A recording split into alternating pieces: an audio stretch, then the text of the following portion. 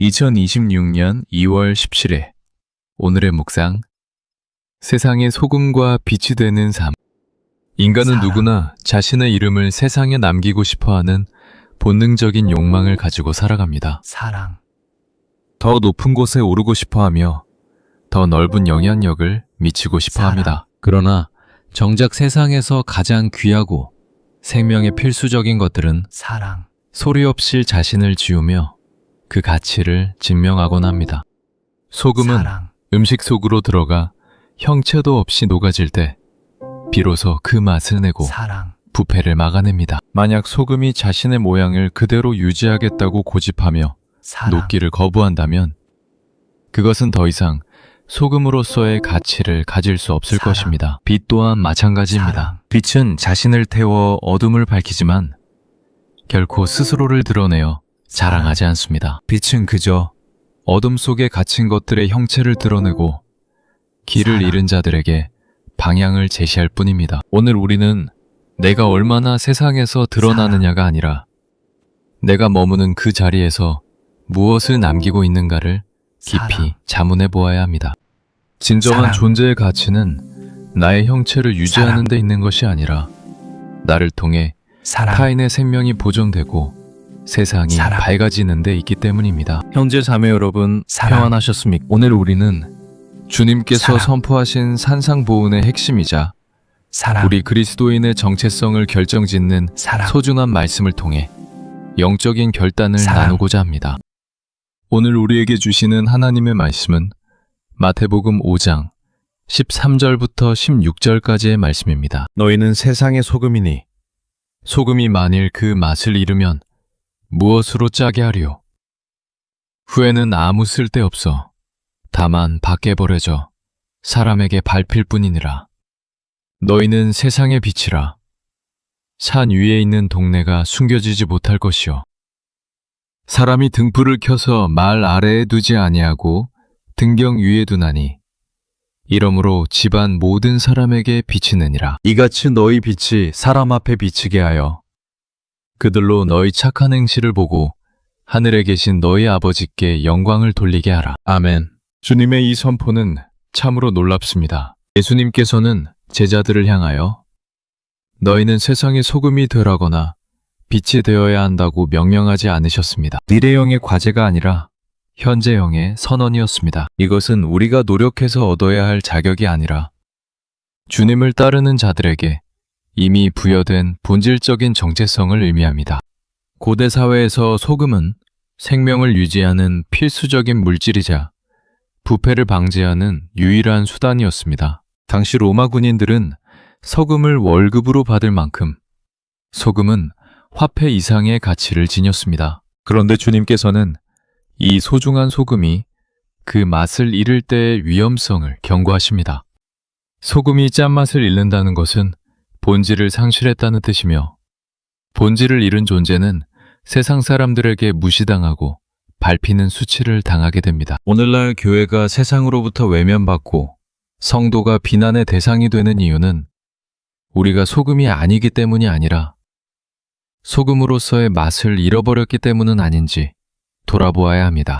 세상의 가치관과 섞여버려 순수함을 잃어버린 신앙은 아무런 힘이 없습니다. 짠맛이 없는 소금은 모양만 소금일 뿐 돌덩어리와 다를 바 없습니다. 우리가 세상과 똑같이 욕심내고 똑같이 분노하며 똑같이 경쟁한다면 우리는 이미 맛을 잃은 소금과 같습니다. 또한 주님은 우리를 세상의 빛이라고 말씀하셨습니다. 빛의 사명은 어둠을 몰아내는 것이며 사물을 바르게 보게 하는 것입니다. 등불을 켜서 바구니 속에 숨겨두는 사람은 없습니다. 빛은 반드시 높은 곳에 두어 모든 사람을 비추게 해야 합니다. 여기서 중요한 점은 빛 자체가 스스로 빛나는 것이 아니라 우리 안에 계신 그리스도의 생명이 우리를 통해 흘러나와야 한다는 것입니다. 말이 스스로 빛을 내지 못하고 태양의 빛을 반사하여 밤을 밝히듯 우리 역시 참빛이신 예수 그리스도의 은혜를 세상에 반사하는 존재들입니다. 주님은 우리의 착한 행실을 통해 세상 사람들이 하늘에 계신 아버지께 영광을 돌리게 하라고 하셨습니다. 이것이 바로 그리스도인의 삶의 목적입니다. 내가 칭찬받고 내가 주목받는 삶이 아니라 나의 희생과 헌신과 친절을 통해 세상 사람들이 하나님을 발견하게 하는 것. 그것이 바로 등경 위에 놓인 등불의 삶입니다. 소금은 녹아야 맛을 내고 등불은 기름이 타야 빛을 냅니다. 자아를 포기하지 않는 그리스도인은 결코 세상을 변화시킬 수 없습니다. 내가 죽어야 예수가 살고 내가 낮아져야 복음이 높아집니다. 나라는 존재가 펄펄 살아있는 동안에는 그리스도의 향기가 전해질 틈이 없습니다. 예수님께서 우리를 소금이라 부르신 것은 단순히 도덕적인 우월함을 요구하신 것이 아닙니다. 고대 히브리 문화에서 소금은 변치 않는 하나님의 언약을 상징하는 거룩한 물질이었습니다. 구약의 제사 제도에서 모든 제물에 소금을 쳤던 것은 그 제사가 하나님 앞에 영원하며 거룩하다는 확증이었습니다. 따라서 그리스도인이 세상의 소금이라는 것은 우리가 세상이라는 거대한 제단 위에서 부패를 막고 하나님의 거룩한 임재를 증명하는 언약의 통로라는 뜻입니다. 그런데 소금이 맛을 잃는다는 것은 무엇을 의미하겠습니까? 그것은 소금이 흙이나 다른 불순물과 뒤섞여 본연의 순수함을 상실했을 때 일어나는 비극입니다. 우리 그리스도인이 세상의 가치관과 타협하고 복음의 순수성을 잃어버릴 때 우리는 세상에 아무런 영적 영향력도 주지 못하는 껍데기만 남은 존재가 되고 맙니다. 주님은 바로 이 지점을 향해 엄중한 경고의 메시지를 던지고 계십니다. 빛의 원리 또한 이와 맥을 같이 합니다. 어둠은 결코 빛을 이길 수 없으며 작은 불빛 하나가 온 방 안의 어둠을 순식간에 몰아내듯 우리의 존재는 이미 세상을 변화시키는 권능을 내포하고 있습니다. 하지만 빛은 자신을 태우지 않고는 결코 빛을 발할 수 없습니다. 등잔에 기름이 소모되고 심지가 타들어가야 빛이 납니다. 성도의 삶에서 나타나는 진정한 착한 행실은 철저한 자기 부인과 희생에서 비롯되는 것입니다. 세상 사람들은 우리의 화려한 말이나 지식에 감동하는 것이 아니라 묵묵히 자기를 희생하며 이웃의 아픔을 짊어지는 그 거룩한 낭비를 보며 비로소 하나님을 발견하게 됩니다. 우리는 흔히 내가 얼마나 거대한 빛이 될 것인가를 고민하며 자신을 증명하려 애쓰지만 주님은 우리가 지금 어디에 놓여 있는가를 더욱 소중히 주목하십니다. 등경 위에 놓인 등불처럼 우리가 처한 삶의 고단한 자리에서 기꺼이 자신을 녹여내고 태워낼 때 복음의 생명력이 흘러갑니다. 이러한 부르심의 실천을 구체적으로 가슴에 새기기 위해 우리는 오래된 지혜의 이야기에 귀를 기울여야 합니다. 옛 유대 전승에 따르면 세상의 모든 피조물이 창조주 앞에 모여 각자의 사명을 받을 때 소금은 무척이나 근심하며 물었습니다. 주님, 저는 왜 제 형체를 잃고 물속으로 사라져야만 합니까? 그러자 창조주께서는 인자한 목소리로 대답하셨습니다. 사랑하는 소금아, 네가 사라지는 그 순간에 비로소 만물은 본연의 맛을 찾게 되고 썩지 않는 생명력을 얻게 된단다. 너의 사라짐은 결코 소멸이 아니라 거룩한 언약의 완성이며 존재의 가장 찬란한 증명이다. 성막을 밝히는 등불의 이야기도 우리에게 커다란 울림을 줍니다. 등잔 속의 기름은 자신이 소모되는 것을 아까워하지 않았습니다. 기름은 등잔대 안에서 묵묵히 자기를 내어주었고 심지는 뜨거운 불꽃을 견디며 스스로를 태워 올렸습니다. 만약 기름이 소모되기를 거부했다면 성소의 어둠은 결코 물러가지 않았을 것입니다. 성도의 삶 역시 이와 같습니다. 우리가 세상에서 소금이 된다는 것은 나의 고집과 자아를 복음의 물결 속에 녹여내는 일입니다. 또한 빛이 된다는 것은 나의 편안함과 이익을 태워 이웃의 어두운 그늘을 비추는 일입니다. 세상 사람들은 우리가 얼마나 많은 지식을 가졌는지 궁금해하지 않습니다. 그들은 우리가 그들을 위해 얼마나 자신을 녹여내고 있는지를 봅니다. 우리가 처한 삶의 고단한 자리에서 누군가를 위해 기꺼이 손해를 감수하고 진심 어린 눈물을 흘릴 때 세상은 비로소 우리 뒤에 계신 하나님을 보게 됩니다. 그것은 내 안에 살아계신 그리스도의 생명이 밖으로 흘러나오는 거룩한 통로가 되는 과정입니다. 이제 우리는 이 거룩한 비유를 가슴에 품고 세상 밖으로 나아가야 합니다. 우리의 가정이 첫 번째 선교지입니다. 가장 가까운 가족 앞에서 소금이 된다는 것은 나의 주장을 앞세우기보다 상대의 아픔을 먼저 보듬고 매가 죽어 가정이 살아나는 신비로운 연합을 이루는 것입니다. 남편이 아내를 위해, 아내가 남편을 위해, 부모가 자녀를 위해 기꺼이 자신의 자존심과 고집을 녹여낼 때 그 가정에는 비로소 천국의 맛이 우러나기 시작합니다. 삭막한 일터에서도 우리는 빛의 사명을 감당해야 합니다. 남들은 어떻게든 더 많이 가지려 하고 자신을 드러내려 혈안이 되어 있지만 그리스도인은 묵묵히 자기를 태워 주변을 밝혀야 합니다. 동료의 실수를 덮어주고 아무도 알아주지 않는 굳은 일을 먼저 맡으며 정직이라는 이름의 등불을 밝힐 때 세상은 비로소 교회의 존재 이유를 묻게 될 것입니다. 예배당 문을 나서는 순간부터 진짜 예배가 시작됩니다. 지식으로만 가득 찬 머리가 아니라 손해를 감수하는 손과 발이 복음의 증거가 되어야 합니다.